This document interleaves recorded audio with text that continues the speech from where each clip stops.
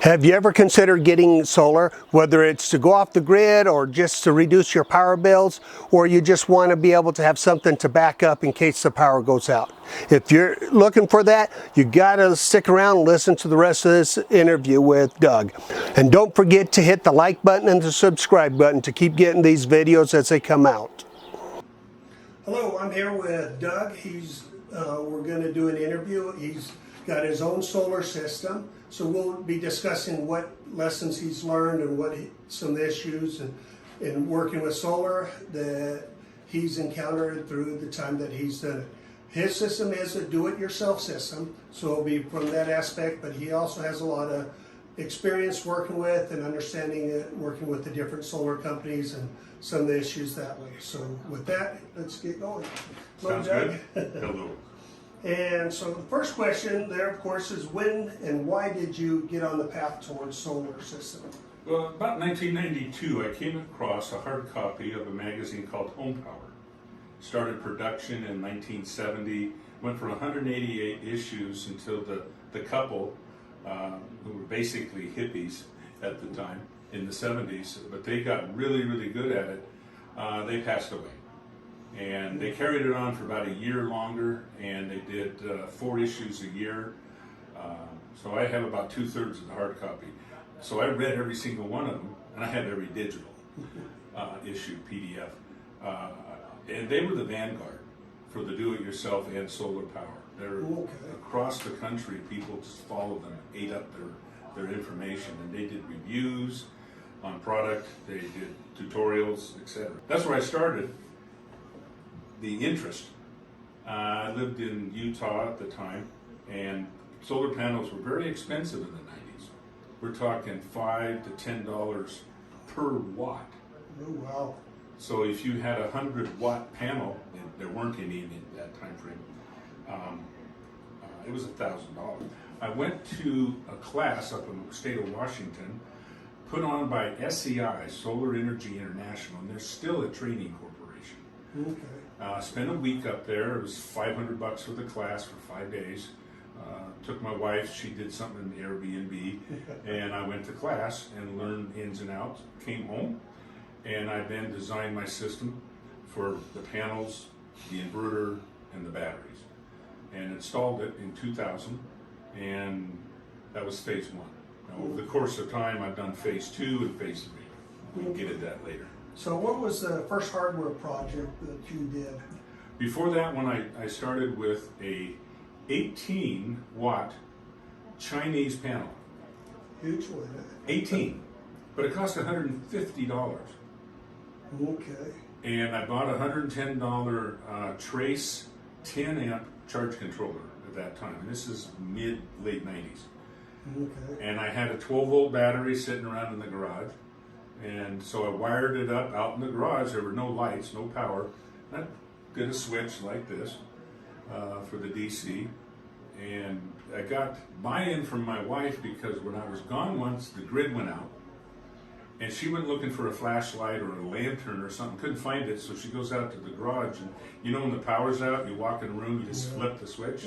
She did. Out of habit. And then she goes, I got a light. I'm the only person in our city that has a light. She was sold. So you didn't have to convince her to... She had said nothing up to that point, but she told me later, it's like she'd been wondering about her crazy husband. So that was my first attempt with it, and one thing I did do before was make the house as energy efficient as possible. Okay. So that's a key component of working Very with much solar. so. I went through and took out every incandescent bulb I could find, and at the time I put in the compact ugly fluorescents. Okay. So a lot of people think they're going to get in and keep their same, all their gadgets and all their electronics and stuff. But you will save $3 in production that you have to build for every dollar you would have spent on swapping out energy inefficient appliances. Okay. So if you put out $1,000, that saves you $3,000 in production cost. You don't have to buy as many panels. So your load goes way down. So today my house is composed of LEDs, the good ones. Yeah. the ones you can buy at Home Depot, and they're much more affordable than what we had before. This is one kind of going back just for the beginners who may not Sure. be aware. Kind of, how would you explain solar, like solar power for the dummies? If you're writing the book Solar Power for Dummies, how would you briefly explain it to them what it is and how? Well, that goes to the understanding how it works. That's the fundamental physics. Basically, photons from the sun, and even from lights like the shining on here, when they hit the magic crystals, which is what a solar panel is, it kicks an electron, and it moves it from one wire, completes a circuit, and comes back. So the photons are doing that kicking of an electron. The more electrons you get moving, the more amperage you have, and amps are what do the work. You have so many amps that go into a battery or a fan like we have above us, it's consuming amps. And that's what you want it to do. You want those electrons to flow. The more solar panels you have with more light on it, the more electrons can flow. So that's how you aggregate the panels. So magic crystals, and they go into a battery, which is again magic crystals. So you're basically just taking the sunlight, agitating these ions that's moving around, that's generating the electrical current Yeah. that you're drawing that off of, either storing in battery or back into the grid or into your And- usage. And it's funny, is that effect of the solar was discovered in the late 1800s. The photovoltaic effect. Okay. So So the technology's been around. the in- principles The principles and how to apply it took a little bit longer. and to- economically, to be able to get to the material science to process these things. And a very normal panel today is 20% efficient, which is really high. The Some one, of the higher ones I've seen about 23% efficiency. yeah, those are pushing the envelope.